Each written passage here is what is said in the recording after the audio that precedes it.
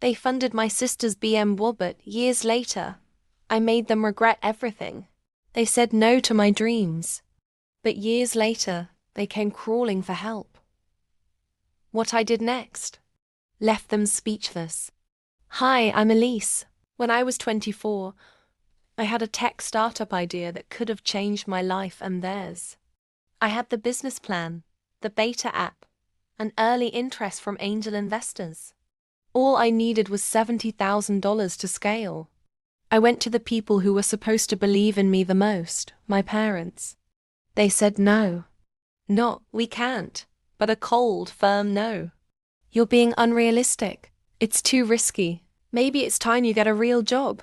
But just 2 months later, they took out a $90,000 loan to buy my sister, yes.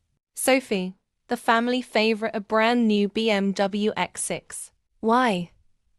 Because she deserves to drive something nice after her breakup. I sat there at the dealership, watching the ink dry on papers that should have been my startup funding.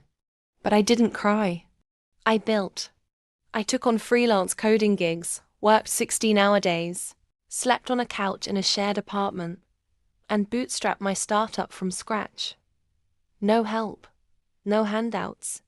Just me, caffeine, and sheer grit. Fast forward 6 years. My company sold for $14.2 million. I bought myself a sleek, smart home overlooking the Pacific, invested in women-led startups, and built a mentorship fund for underrepresented tech founders. My parents? Well, life had other plans for them. My father's business went under. Debts piled up. They refinanced the house 3 times. And one day, out of nowhere, I got a call. Elise, we need your help. We're going to lose everything unless you sell your house and bail us out. Excuse me? The same people who told me my dreams were too risky now expected me to liquidate my life to save theirs. So I invited them over for dinner. My house, my rules. They walked in, wide-eyed. Hardwood floors. Open concept kitchen. Ocean view. Modern art. Everything their favorite daughter's BMW couldn't buy. They sat down at the table, all fake smiles and guilt-loaded eyes. We're so proud of you, my mom said. Then came the pitch. We only need $850,000. You could sell this place and still have money left over. We're family. I smiled, stood up, and handed them a document. They thought it was a check. It was a repayment contract. Line by line, it detailed every cent they gave my sister. Every loan.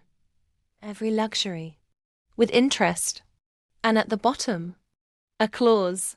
Upon full repayment, a conversation about further assistance may be reconsidered. They stared at it like it was written in another language. You're joking, my dad whispered. No, I said. You taught me business is about choices. You chose Sophie. One chose myself.